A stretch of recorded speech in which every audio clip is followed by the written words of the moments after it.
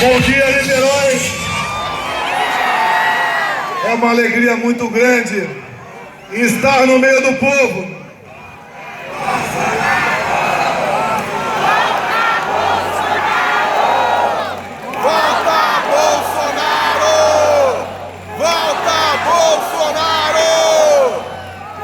Todo esse calor, todo esse carinho, eu sintetizo da minha parte uma só palavra: gratidão. Muito obrigado a todos vocês. Eu poderia estar tranquilo com a minha vida se estivesse do outro lado, mas eu resolvi enfrentar o sistema, a mostrar a vocês as vísceras do poder, a mostrar para todo o Brasil o que é o poder legislativo, o executivo e o judiciário. Ao longo de 4 anos, reaprendemos a cantar com orgulho o nosso hino nacional, a vestir o verde e amarelo com emoção. Vimos a importância da família, o que nos representa a propriedade privada, o livre mercado, e conhecer de fato quem é esse grande Brasil de 8,5 milhões de quilômetros quadrados. Tantos países que nada tem, mas seu povo tem uma vida bem melhor do que o nosso. E eu sempre comparo o Brasil com Israel. Vejam o que eles não têm, vejam o que eles são. Vejam o que o Brasil tem e o que nós não somos. Onde está o problema? Nas nossas escolhas. Escolha por vezes, quando forma um casal e os pais veem problemas e os filhos não dão atenção, infelizmente ali não nasce uma família, nasce um ajuntamento de pessoas. Nós não podemos ser no Brasil um ajuntamento de pessoas. Conhecendo a nossa pátria, as suas riquezas, como suas terras férteis, sua biodiversidade, riquezas minerais, água doce, clima aprazível, belezas naturais e uma população completamente misturada e miscigenada. Nós não temos como não dar certo. O que aconteceu em 2018? Da minha parte, um milagre em Juiz de Fora. Até quem é da área da saúde entende. Houve, além de outros ferimentos, a perfuração da mesentéria. Os médicos me disseram, cada 100 fatos como esse, um apenas sobrevive. Eu agradeço a Deus essa segunda vida, como Trump agradeceu a Deus também essa outra vida dele há poucos dias, que quase foi embora nos Estados Unidos. Nós vencemos isso. Vocês acreditaram em mim, num deputado que era do baixo clero. O deputado que não tem problema, era conhecido muitas vezes, dado o que a mídia falava a meu respeito, um deputado encrenqueiro, um deputado que, segundo eles, tinha muitos defeitos, mas não tinha um que esse cara tem agora em Brasília: ele não era corrupto.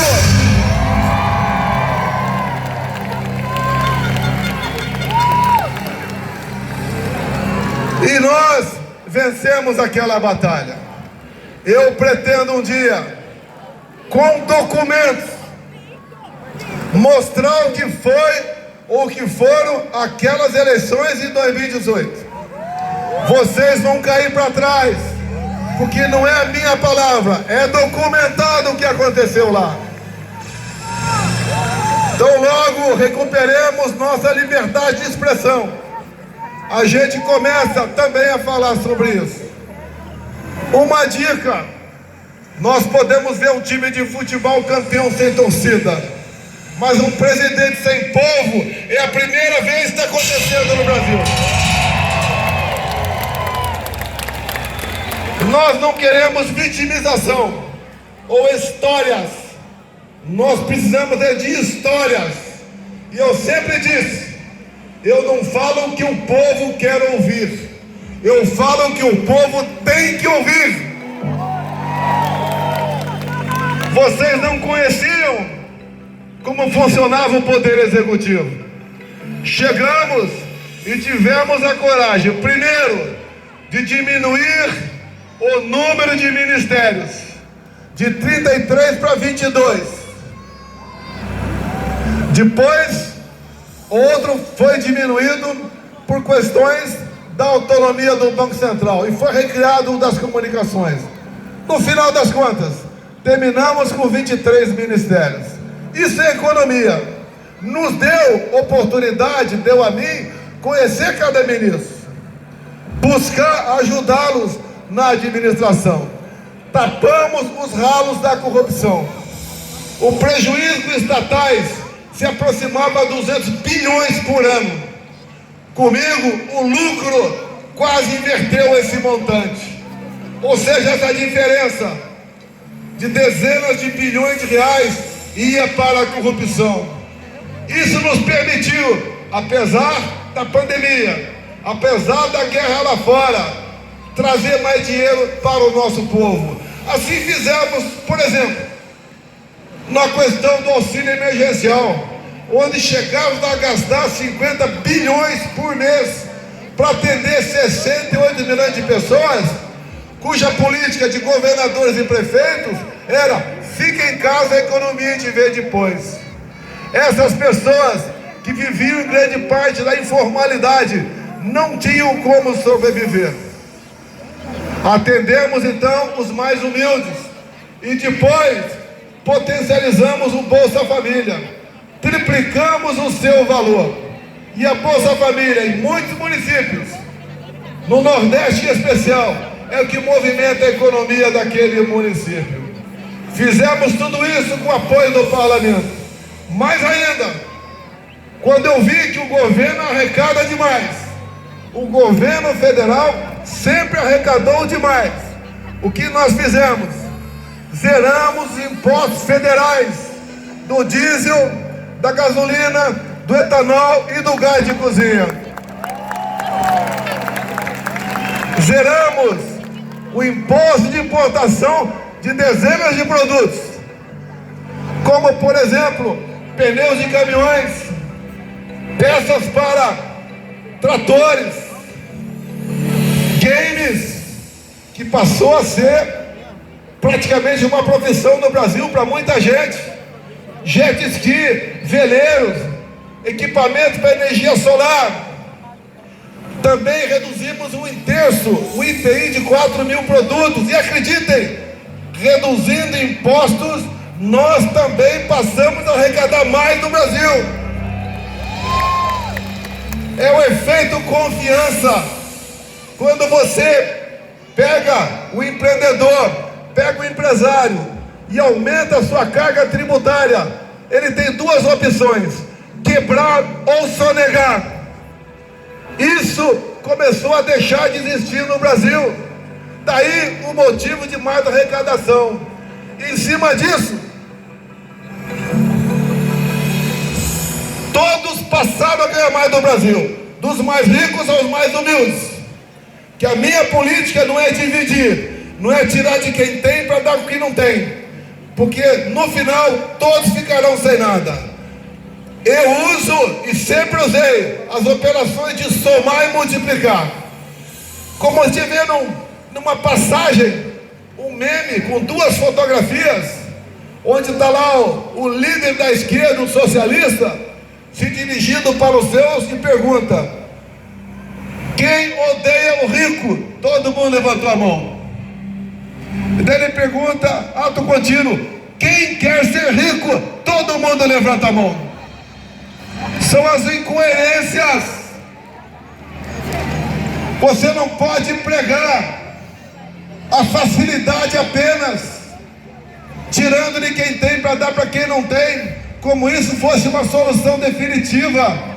Isso leva a todos à miséria, como estão os nossos irmãos venezuelanos, um país mais rico em petróleo, mas o povo que já está vivendo uma situação social pior do que o Haiti. como estão os cubanos, entre outros países pelo mundo. E uma coisa didática: eu posso falar e não vão me acusar de nada. Eu tenho uma filha de 13 anos, que é neta de um cabra da peste do Ceará, lá de Crateús. Então a minha filha tem sangue de nordestino em suas veias. Aqui eu peço quem é nordestino, vem do Nordeste, ou é parente, ou também tem sangue das veias do nordestino, que levante a mão. Metade praticamente, quase metade. Agora uma coisa simples: por que o nordestino vem para o Sudeste e não o pessoal do Sudeste vai para o Nordeste? Por que isso acontece? Porque lá eles vivem numa situação mais difícil, falta de oportunidade, e vêm para cá em busca de dias melhores, e não daqui para lá. Mas uma coisa, o Nordeste deveria ser a melhor região do Brasil, afinal o PT comanda a área por mais de 20 anos. As escolhas levam a esse estado de coisa. Onde tem PT, tem fome, tem miséria, tem um índice de criminalidade maior que outra região. Onde tem o PT, não tem esperança, não tem futuro, não tem educação, não tem saneamento. É algo simples, fácil de mostrar. E nós temos que nos afastar dessas ideologias de esquerda. Quando o Jordi fala de Niterói, aqui é um berço muito grande do PT. E como os petistas vivem às custas do Estado. Aqui são 70 secretarias para acomodar os seus chupins, aqueles que nada produzem, aqueles que vivem às custas dos impostos que vocês pagam. Querem mudar? Tira o PT de lá. Tira o PC do meio, tira o PSOL. Aê, Bolsonaro! Tira essas pessoas que vivem pregando a ideologia de gênero em nosso meio, que querem sexualizar as crianças a partir de 5 anos de idade. Esses caras que são contra o armamento. Eu fui o presidente que mais liberou armas para o cidadão de bem em nosso país. Quando eu peguei o Brasil do presidente Temer, que já começou a fazer um bom trabalho em alguma coisa, tinham 60 mil mortes por arma de fogo por ano. 22, passamos para 40 mil. Diminuiu aproximadamente 1/3. A arma não mata ninguém, a arma protege. Acabamos de ver no dia de ontem uma coisa bárbara lá em Mato Grosso. Foi aparecida morta a filha de um amigo meu, um deputado estadual, uma jovem de 20 e poucos anos de idade com 2 filhos, morta por várias facadas. Não sei toda a história, mas com toda certeza, se essa mulher tivesse uma arma dentro de casa, isso possivelmente não teria acontecido. A arma defende vidas. Eu passei o Brasil de aproximadamente 300 mil para quase 1 milhão de CACs, que são os colecionadores, atiradores e caçadores. A esquerda não admite armar o cidadão de bem. Todas as ditaduras são precedidas de uma campanha de desarmamento das pessoas de bem. São fatos, são realidades. E nós só podemos sonhar com um país maior se vocês tiverem a liberdade e vocês derem o norte para o Brasil.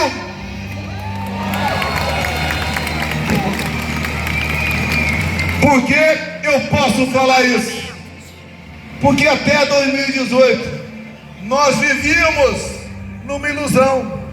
2 partidos se alternando no poder. Mas na verdade eram irmãos, tinham o mesmo objetivo, todos socialistas. Com a nossa chegada, isso começou a mudar. Em 19, criamos a Lei da Liberdade Econômica.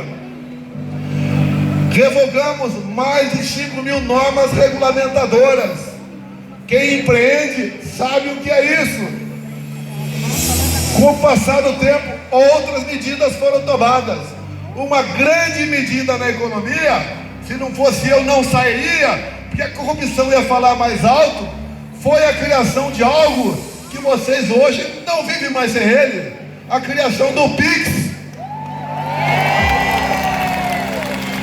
Os banqueiros perderam mais de 20 bilhões por ano. Quem passa a não ter mais TED, mais DOC. Até a Polícia Militar pode comprovar que praticamente acabou os crimes na saída de caixa eletrônica. Quem perde 20 bilhões vai correr atrás de não perder. Comigo não tinha jeitinho. Dá uma malinha aqui, a gente conversa lá fora, abre uma conta lá fora do Brasil e você não deixa o Banco Central aprovar o PIX. Não tem notícia de corrupção em meu governo. Aí ficam com historinha. É baleia, é presente, é cartão de vacina. Eu quero mais uma vez, como faço em todo lugar, para aquela grande rede de televisão que bate em mim, que nos critica. O dia que aquele jornal à noite não tem o meu nome, parece que alguém errou na redação. Grande rede de televisão, não é desafio.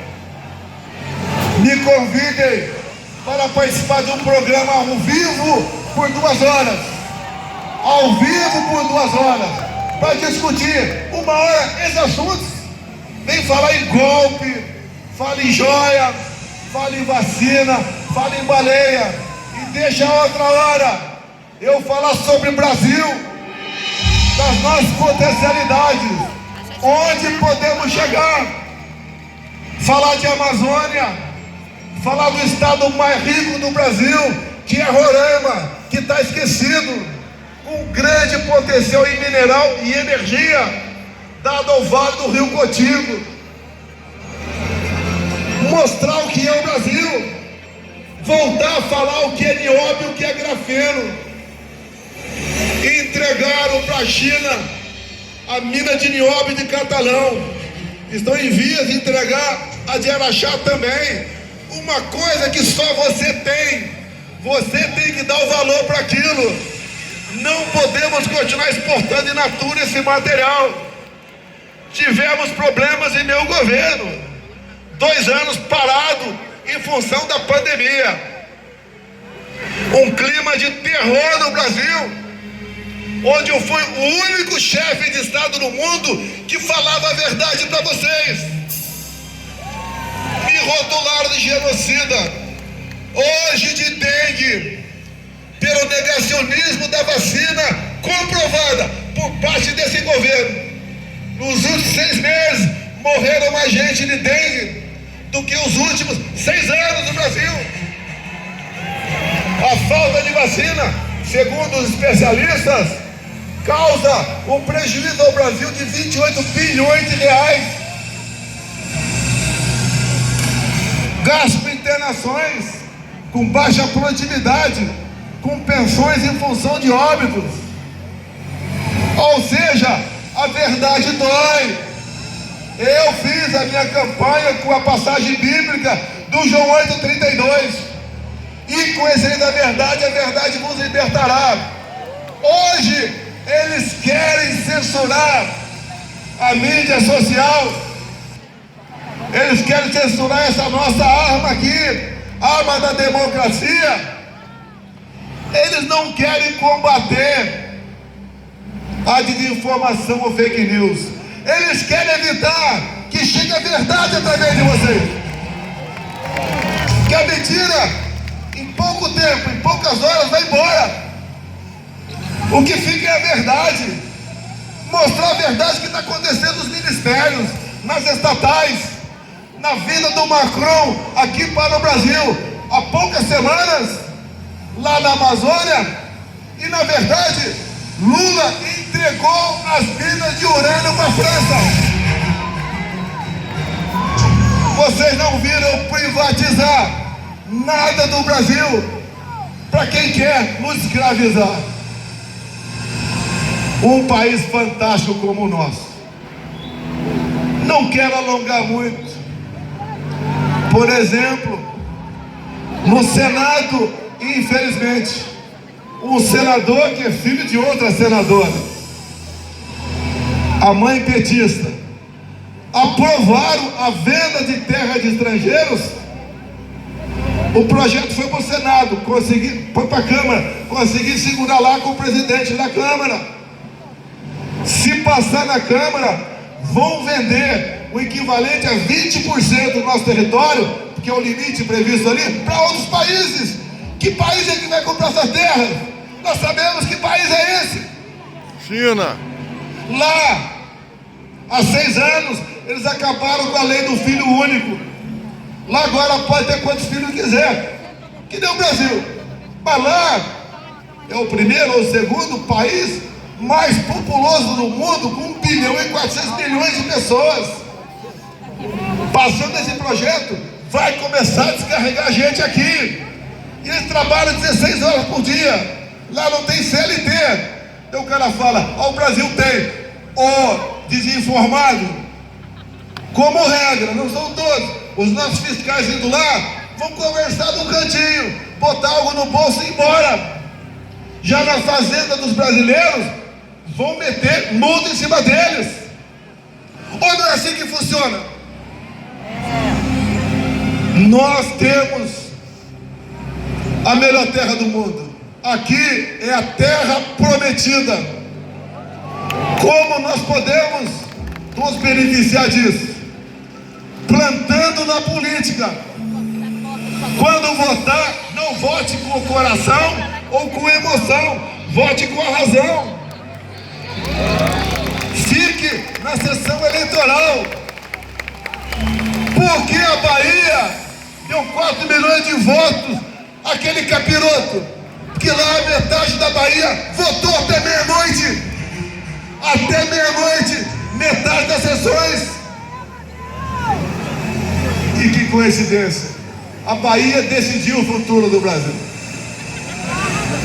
A culpa é do baiano? Não. É o sistema. Ou você o conhece, ou você vai viver na escravidão a vida toda.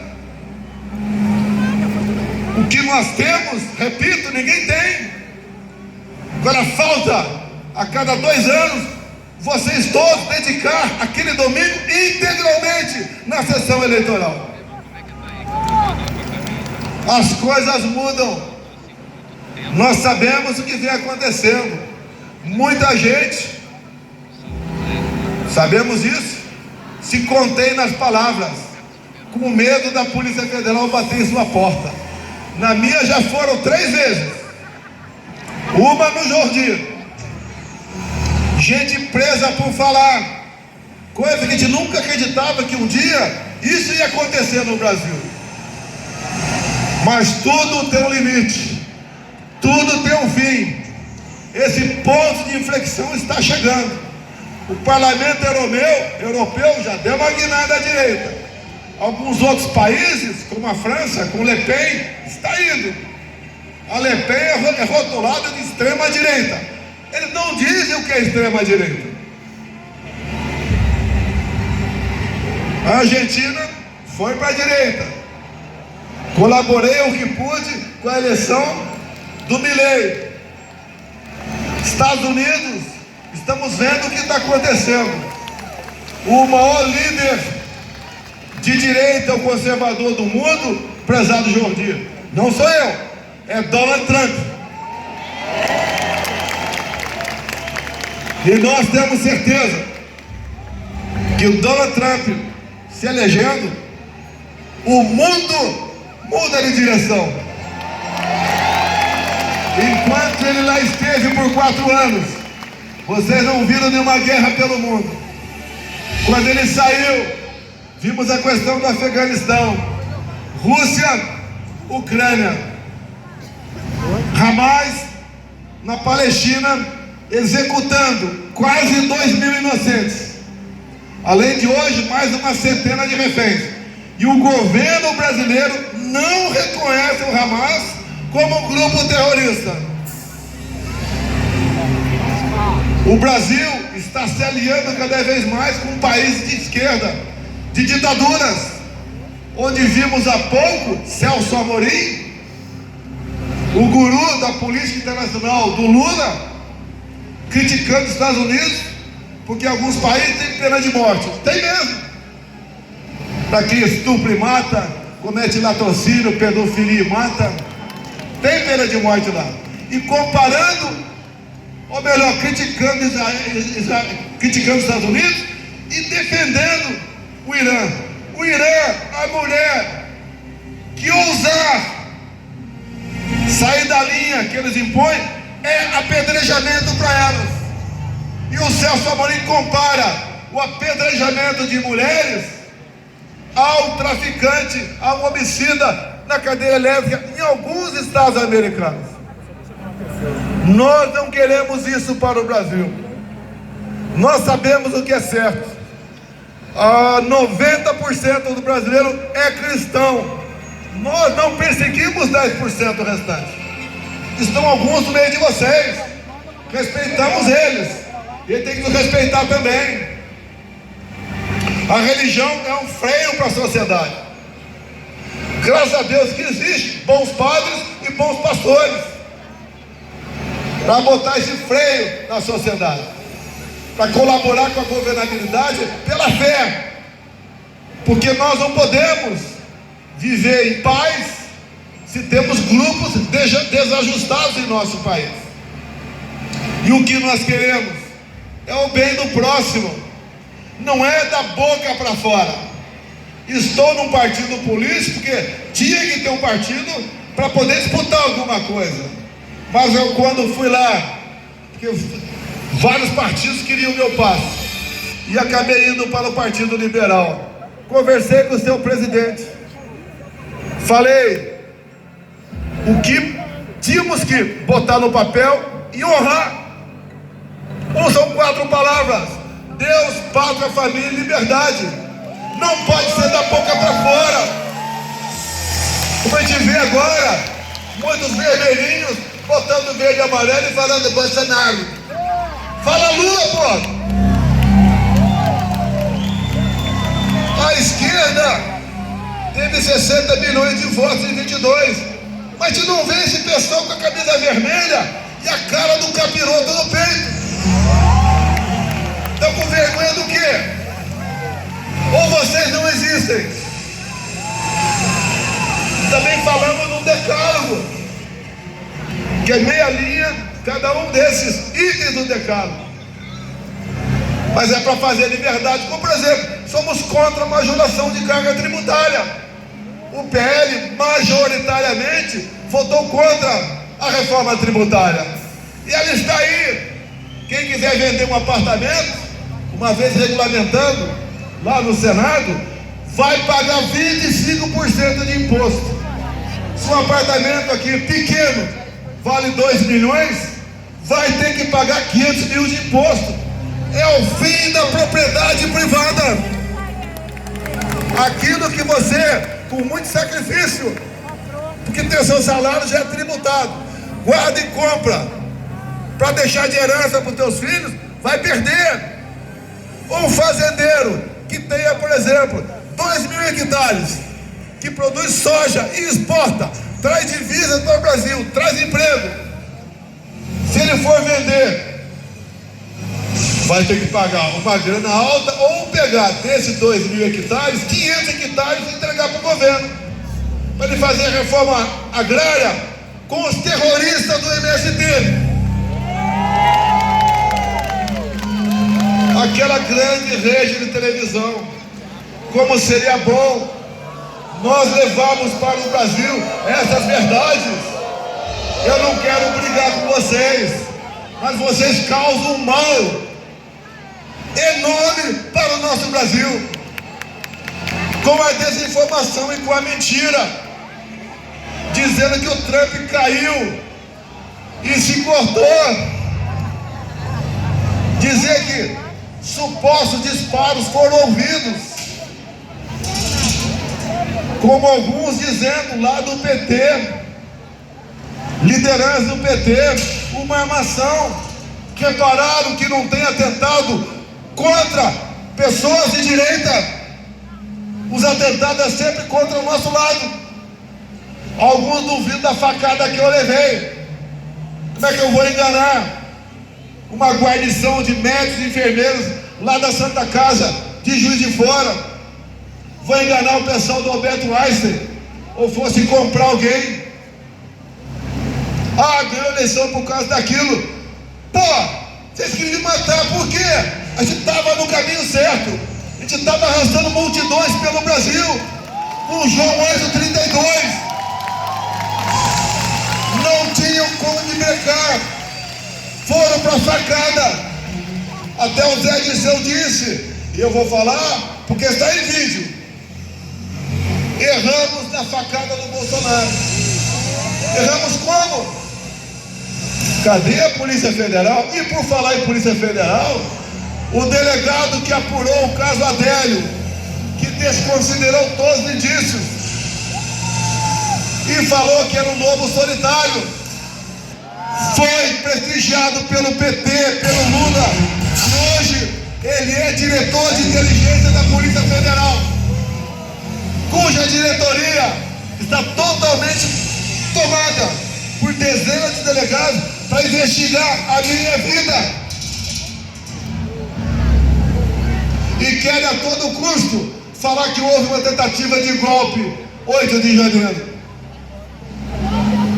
Golpe, eu falo do Brasil, e prende por 17 anos mães com filhos pequenos, que eu chamo de órfãos de pais e mães vivos, para justificar uma prisão de 30 anos em cima de mim. Que golpe é esse? Golpe deram tirando um vagabundo da cadeia. Golpe deram facilitando, num período pré-eleitoral, a vida desse traidor da pátria.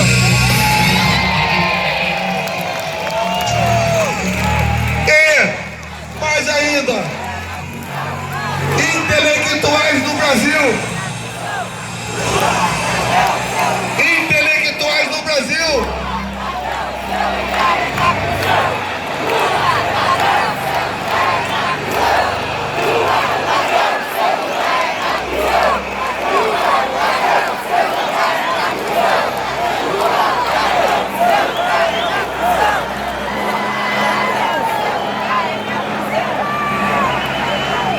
em 2022, os intelectuais do Brasil, aqueles que quando pensam, a gente sente o cheiro de esgoto, assinaram a cartinha da democracia. Entre esses democratas, Luiz Inácio Lula da Silva, que defende a ditadura de Ortega. Ditadura essa que prende padres, que expulsa freiras, que apoia a ditadura da Venezuela. Na Venezuela e também na Nicarágua. Só para vocês terem uma ideia do que a imprensa não fala. Em dezembro último, os Estados Unidos, para fazer comércio com a Venezuela, na área de petróleo, exigiram eleições limpas. E Maduro impôs o voto impresso ao lado da urna eletrônica. Mas o que o Maduro fez no mês seguinte, com Maria Corina e com Capriles, através do seu Tribunal Superior de Justiça, que engloba o Tribunal Eleitoral deles, tornaram ambos inelegíveis por 15 anos. A mesma coisa que Ortega faz. Lá não torna inelegível. 7 opositores a Ortega estão presos. Acusação: atos antidemocráticos. Por que me tornar inelegível? Por dois motivos. Um, porque me reuni com embaixadores. Eu não vim no Rio me reunir com traficantes.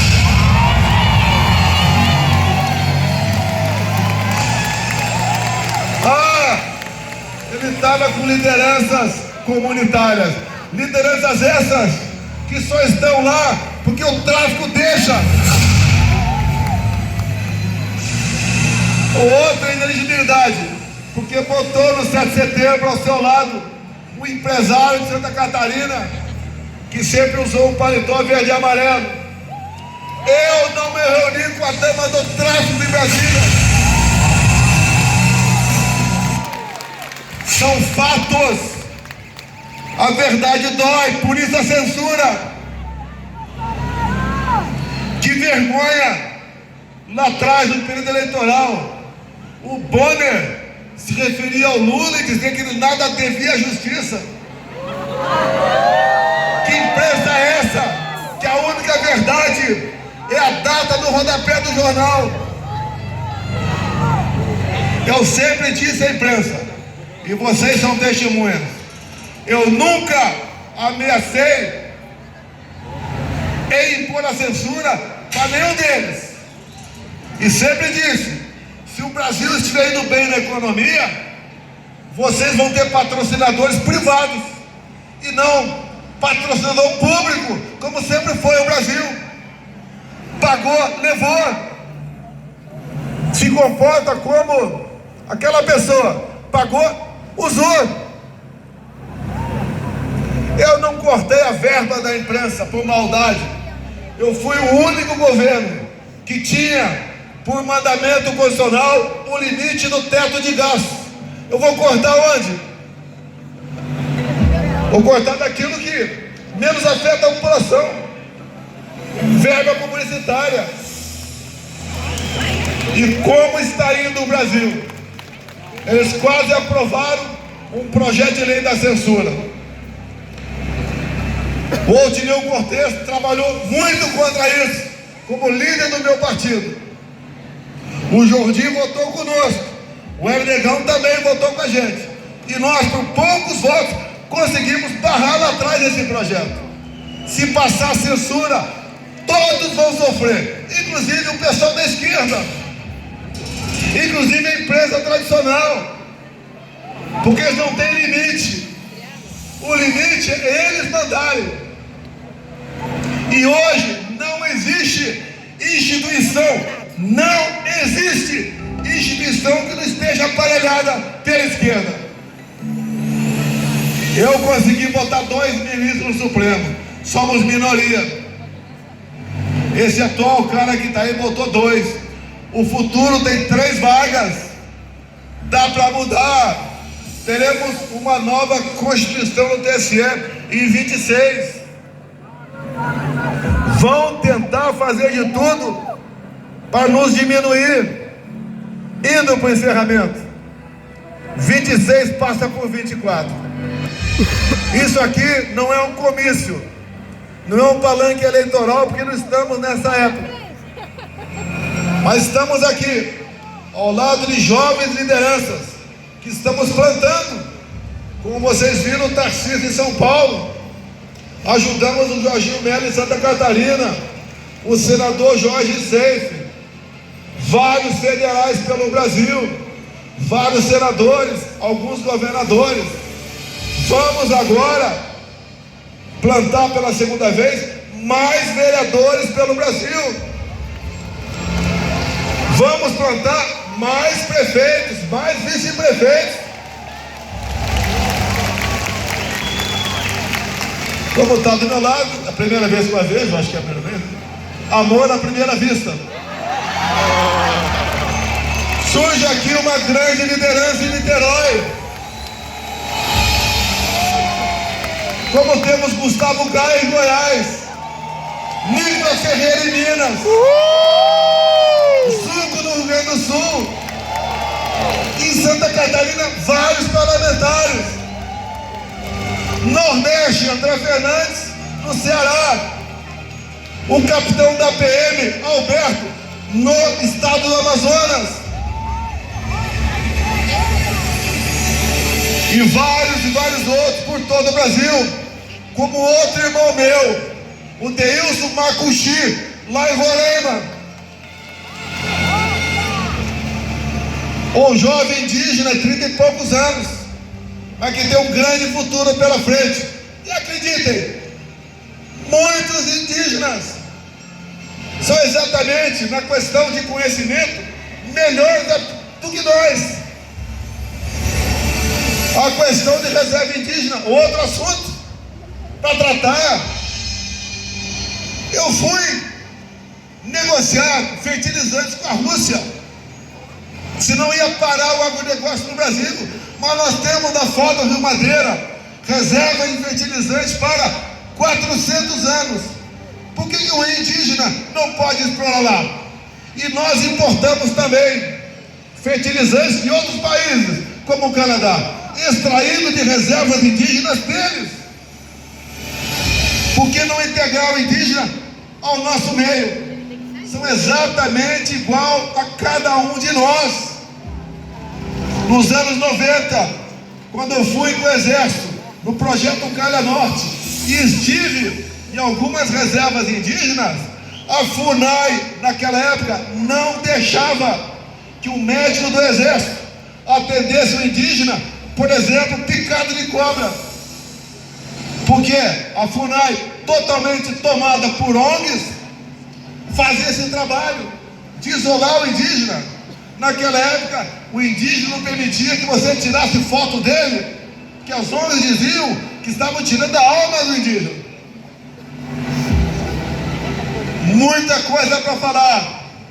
A minha viagem ao Vale do Rio Cotingo, 12 quilômetros com 600 metros de queda, um rio com muita água, que dá para gerar energia para pelo menos metade do Nordeste, mas não pode fazer nada, porque é reserva indígena. Lá tem uma tabela periódica embaixo da terra. Proporcionalmente o estado mais rico do Brasil, Roraima. Eu sempre digo, se um dia, eu sei que não vou chegar lá, né, fosse rei de Roraima, em pouco mais de 10 anos, lá teria uma economia parecida com o Japão, que não tem nada. É um país fantástico. Lutem pelo seu país. Luta como? Vamos pegar uma outra passagem naquela caixinha de ferramenta que é a Bíblia. Você não precisa ser cristão para acreditar. Lá está escrito: por falta de conhecimento meu povo pereceu. Nós não podemos morrer de fome num país tão rico como esse. Me permite aumentar um pouco mais, falar de um senador de Santa Catarina, que até eu conversar com o pai dele, era um simples pescador, o Jorge Seife. Eu trouxe para o meu governo pesca, só para falar uma coisa dele. Nós andamos 90% desse trabalho com o Paraguai para praticarmos a piscicultura no lago de Itaipu. Lá você pode criar tilápia num montante um pouco mais superior a 20% do nosso pescado em toda a costa do brasileiro. Não se pode falar em passar fome num país com essa potencialidade. Não precisa falar que o atual governo não continua conversa nenhuma com o Paraguai. Um espelho d'água abandonado, que poderia nos suprir dessa carne com muita facilidade. Rodamos o Brasil todo, nas paradas inopinadas com helicóptero, estava lá vendo o povo, sentindo o cheiro e o bafo do povo. Me criticavam, muitas vezes, fazendo demagogia, está sem máscara. Bem, o Conselho Federal de Medicina falou que a máscara não serviu para nada, mas não vamos falar em vacina aqui, vamos seguir em frente. E a gente vê, por exemplo, a Itaipu Binacional, voltar ela, com todo respeito, a grande maioria de vocês conheci Itaipu Binacional apenas como um exemplo da engenharia militar que construiu aquela obra. E nada mais além de gerar energia. Quando nos assumimos, não foi fácil tirar as diretorias, trocá-las, tapar o ralo da corrupção. Com o dinheiro que sobrou, fizemos a segunda ponte com o Paraguai. Uma ponte com 500 metros de vão. O que sobrou da corrupção, alongamos em 600 metros a pista do aeroporto de Foz do Iguaçu. Estamos em condições de pousar aviões do mundo todo lá. Não vou mais para a Argentina. Atendemos a mais de 40 municípios com pequenas obras de infraestrutura. Asfaltamos a Transboiadeira em 50 quilômetros. Colaboramos com a piscicultura. E eu sempre disse ao governador Ratinho do Paraná que o melhor secretário que ele tinha era o presidente de Itaipu Binacional. E ele concordava. E o Ratinho fez algo fantástico em seu estado também. Como, por exemplo, investiu nas PCHs, pequenas centrais hidrelétricas. Ele fez quase 200. Nós facilitamos com o IBAMA. E ele também, com o seu órgão estadual, facilitou. Em grande parte desses lagos, peixe lá dentro. E acredite, no lago equivalente a 1 hectare, 100 por 100, se tira por ano de forma artesanal, segundo a Embrapa, 10 a 15 toneladas de tilápia. E se você compartilhar, você tira de 100 a 150 toneladas por ano de tilápia. O tempo todo, o outro lado, aquele discurso covarde, apelando para a fome do povo, se vitimizando. Temos como acabar com a fome no Brasil, não é difícil. Digo, só não fui avante, mas porque eu governei por 2 anos. 2 anos foi pandemia, e levando porrada de tudo quanto é lugar. Agora, para encerrar, um pouco mais ao sul, nós temos uma coisa que Deus nos deu, chamado Baía de Angra. Mais de 300 ilhas, uma área fantástica, mas está inviabilizada, porque existe um decreto presidencial demarcando a ESEC Tamoios. São 29 áreas, onde em cada ponto, no raio de 1 quilômetro, você não pode fazer nada. Eu tive a oferta de um sheik do mundo árabe, R$1 bilhão, $1 bilhão, para ele investir naquela região, para transformar a Baía de Angra em algo muito melhor do que Cancún. Infelizmente, quem revoga decreto ambiental é o Congresso Nacional. Não tive clima para aprovar isso, mas tenho certeza, se Deus um dia me der a oportunidade de voltar, nós vamos resolver esse assunto.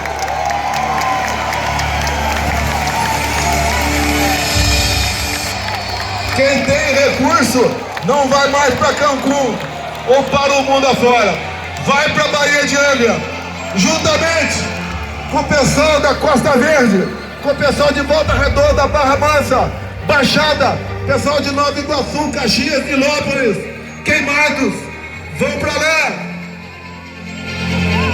Zero recurso brasileiro. E não é só nós, o mundo todo virá para cá.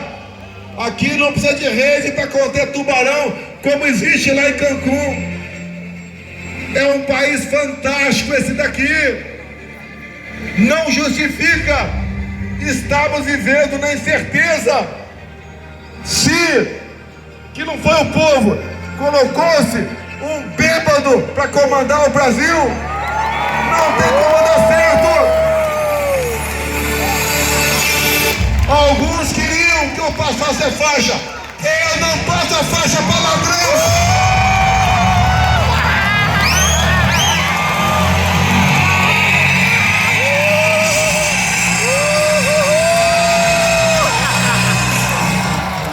Quando eu estava em campanha lá em 2018,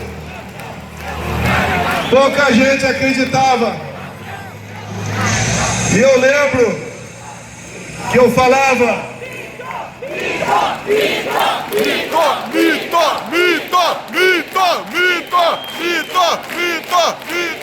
que eu falava quando eu entrei para disputar a presidência, que eu tinha duas opções: a Praia da Barra da Tijuca ou a presidência da República. E quando acabou as eleições eu falei: me dei mão. É realmente terrível ser presidente para fazer a coisa certa. Não pensem vocês que logo que eu assumi, depois de eu ter escolhido o Ministério Técnico, sem ingerência política, chegar alguns pesos pesados na presidência e falar: se você não recriar o Ministério das Cidades e der para nós, você não vai governar. Esse é o tipo de conversa. E eu falava: semana que vem a gente resolve.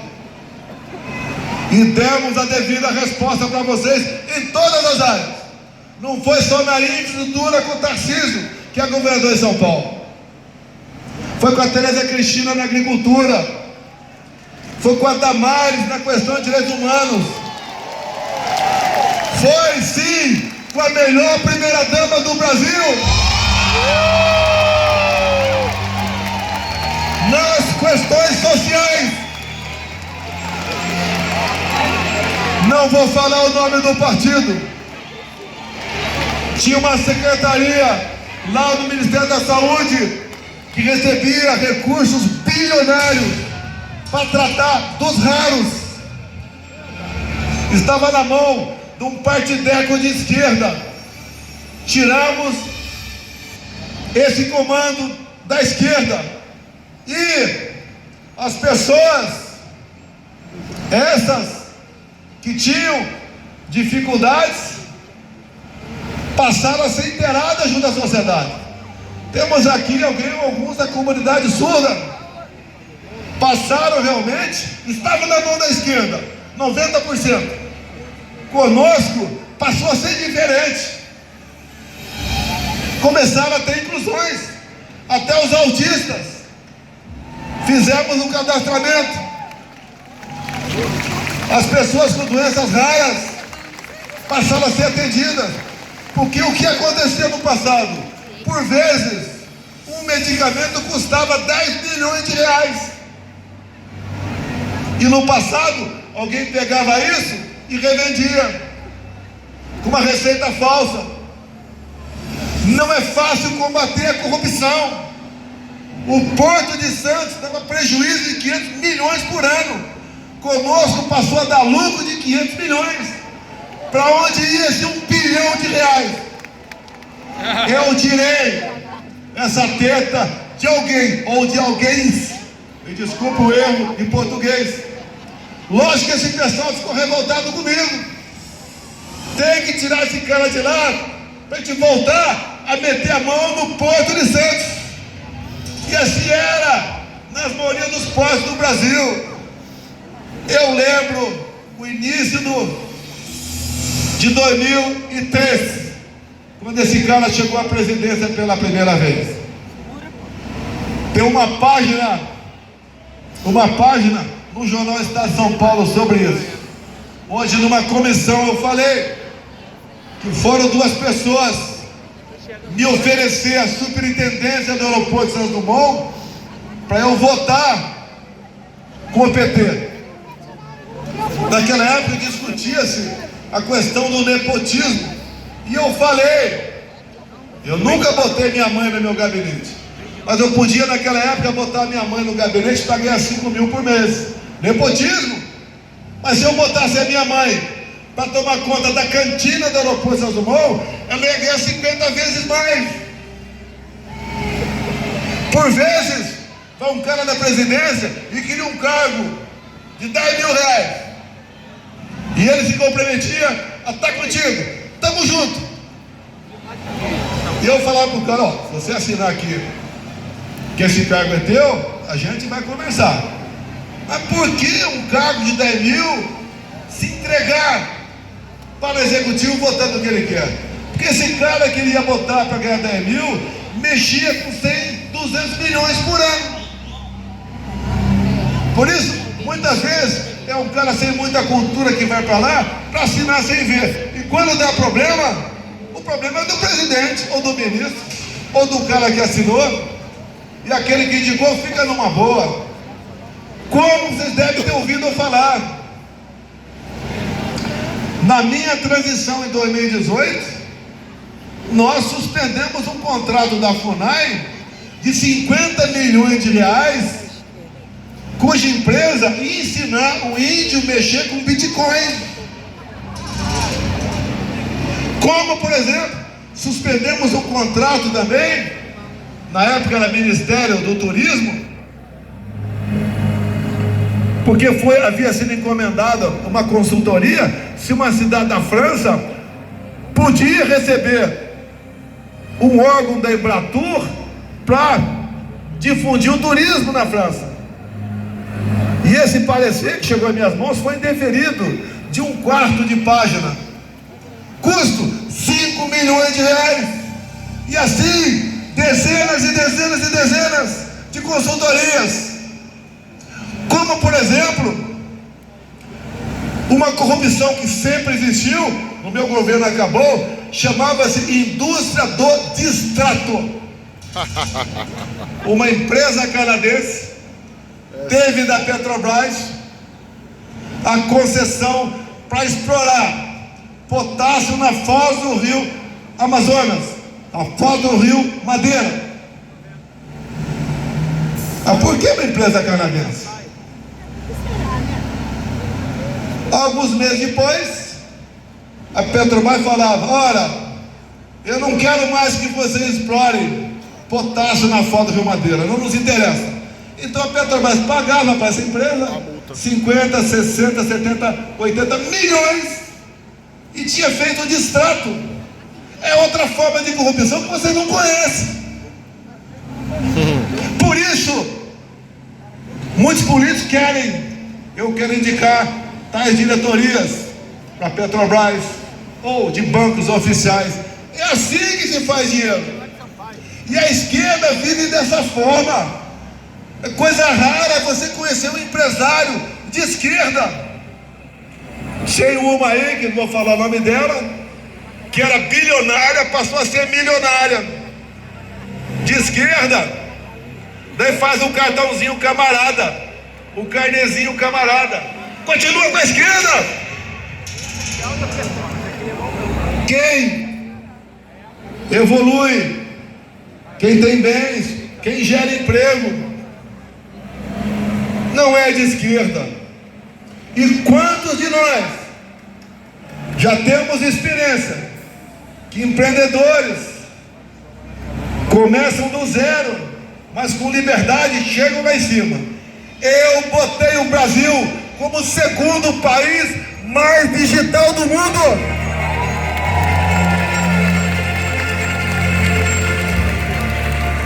Vejo, dá no Google, vê quantos dias no final de 2010, governo do PT, levava para você abrir uma empresa. Em média 100 dias se levava para abrir uma empresa. Eu entreguei o Brasil, você podendo abrir uma empresa em menos de 24 horas.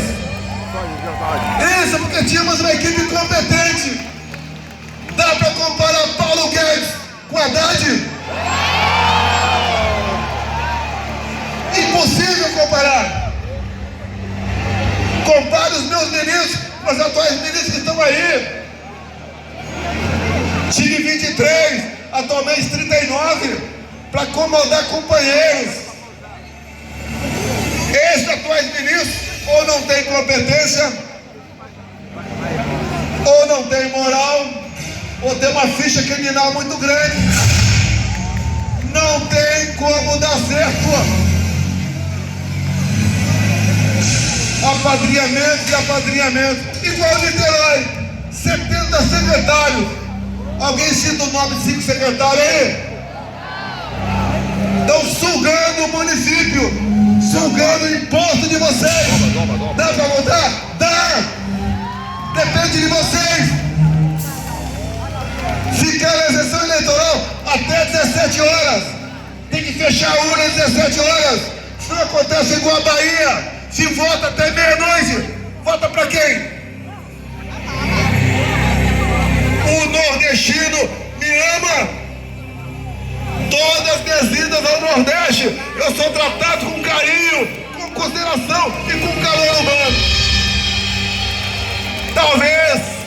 Talvez, o milagre da minha vida em 2018 tenha servido para nós abrirmos nossos olhos. Serve de provação. E quando eu fui eleito, eu até falei, meu Deus, eu pecando para eu ter sido a República, que com 28 anos de deputado federal, mandato que vocês me deram, eu tinha experiência, conhecia alguma coisa sobre o Poder Executivo. E tínhamos que fazer diferente. A pressão para criar mais ministérios ou para indicar era enorme. Não é para qualquer um segurar uma pancada dessa. Eu costumo dizer, tem muita, mas muita gente mais competente do que eu. Até aqui deve ter centenas, mas não tem o couro mais grosso do que o meu.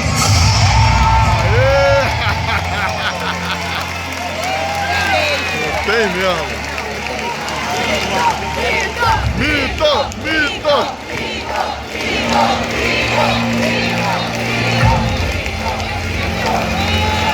Vamos plantar. Eu estou com 2 sementes aqui do meu lado. Vamos acreditar na nossa gente. Não bote na cabeça que todo político é igual.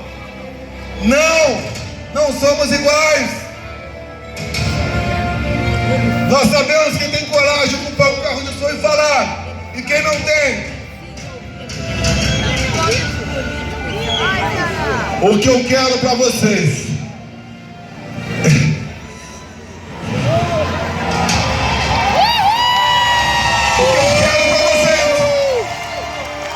é que eu quero para minha filha que tá ali.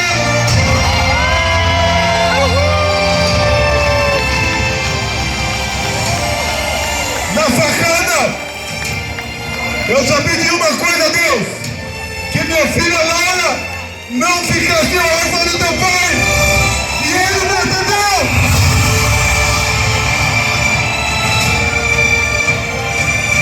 Eu tinha muita gente para agradecer aqui, gente anônima, gente que por vezes, na opinião de vocês, não é aquilo que eu sinto. Aprendi muita coisa com o pastor aqui no Rio de Janeiro. Alguns de vocês podem não gostar dele. Além de aprender, ele tem seus defeitos, com toda certeza, como todos nós temos. Mas nos momentos difíceis sempre esteve do meu lado. E ele não ambiciona nenhum cargo eletivo. Esteve comigo na Paulista, esteve em Copacabana. Foi o que fez meu casamento, inclusive, com a primeira dama, com a eterna primeira dama Michele. Então, por vezes, a gente só pensa o mal do próximo, mas não existe aqui quem não tem uma semente do bem no seu coração. E eu sempre falei uma coisa óbvia: quando o ser humano, em especial quem está no poder, entender que ele é mortal, ele muda. Eu rendo minhas homenagens de público aqui ao pastor Silas Malafaia.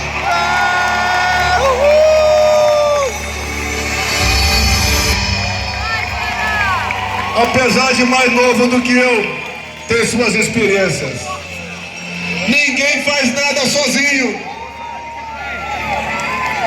Nós precisamos sempre de alguém ao nosso lado. É o pai, a mãe, o filho, um parente, um amigo. Aí os caras do parapente. É difícil por vezes você tirar do teu lado aquela pessoa que está preocupada consigo próprio. Mas a vida vai te moldando, te dando experiência, te dando lastro, te dando coragem. E tenho certeza que o nosso Deus não nos dá uma cruz mais pesada que você possa carregar.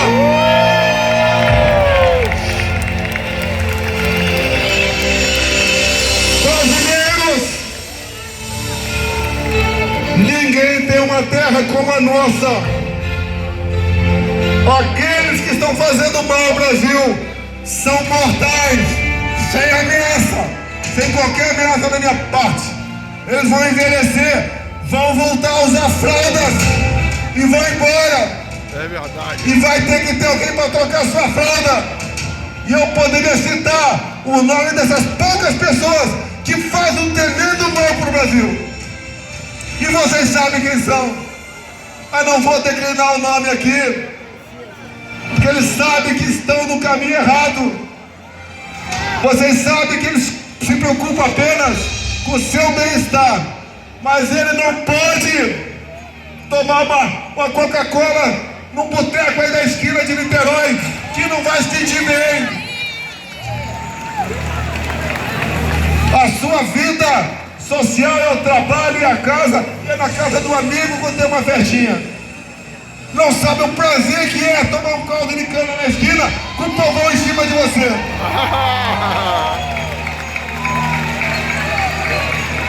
A todos vocês, meus irmãos, estou com 69 anos de idade. Eu peço a Deus para durar mais uns 15. Porque até lá, essas sementes daqui já estarão dando frutos também. Além dessas duas, teus filhos de vocês. E eu tenho visto cada vez mais jovens, 15, 16 anos, e uma garotada de 8, 9 anos de idade, se interessando por questões nacionais. Eu só tenho a agradecer a Deus pela vida, pela força e por aqueles que Ele botou ao meu lado para colaborar com um Brasil melhor para todos nós. Meu Brasil, terra prometida, terra de Veracruz, terra santa. Ouso dizer que nessa terra temos as mulheres mais bonitas do Brasil.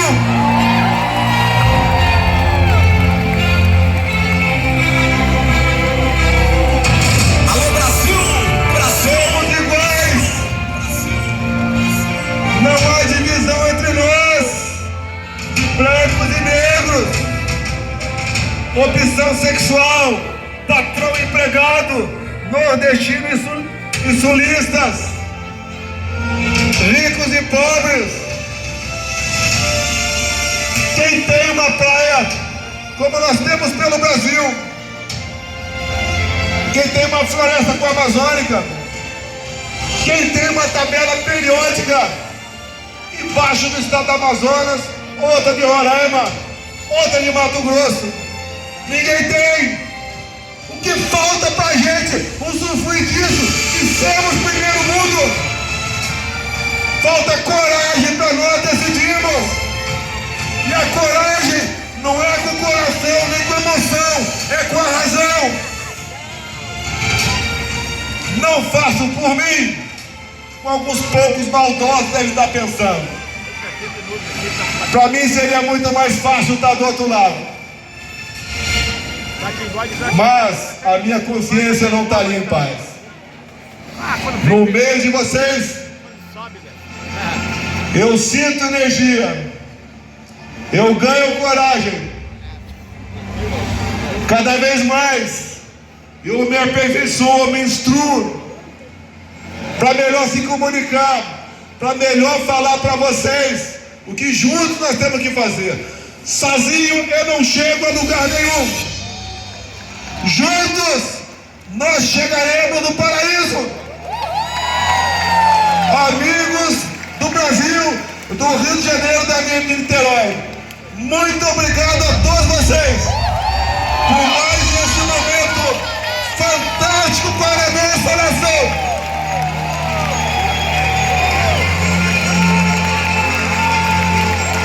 Vamos sempre ter em mente: Deus, pátria, família e liberdade. Esse é o norte do nosso povo. O nosso futuro está em nossas mãos. Nós não vamos desistir do Brasil. Obrigado, Niterói. Um abraço nos homens e um beijo nas mulheres. Brasil acima de tudo! Brasil acima de tudo!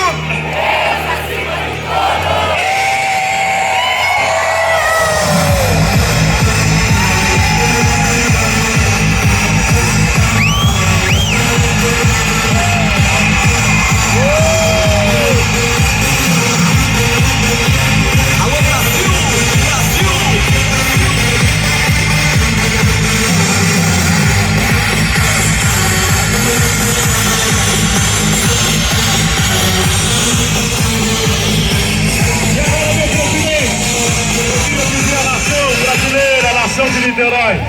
Presidente, fecha seus olhos nesse momento. Fecha seus olhos nesse momento.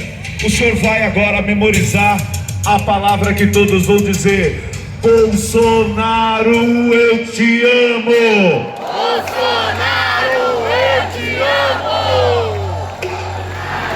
Olha, ele está pedindo para dizer o seguinte: os homens não, só as mulheres. Então vamos fazer? Bolsonaro, eu te amo. E agora, minha gente, eu queria dizer para vocês: muito, muito, muito obrigado. E agora nós vamos fazer o seguinte: todo mundo levantando a mão para cima, porque nós vamos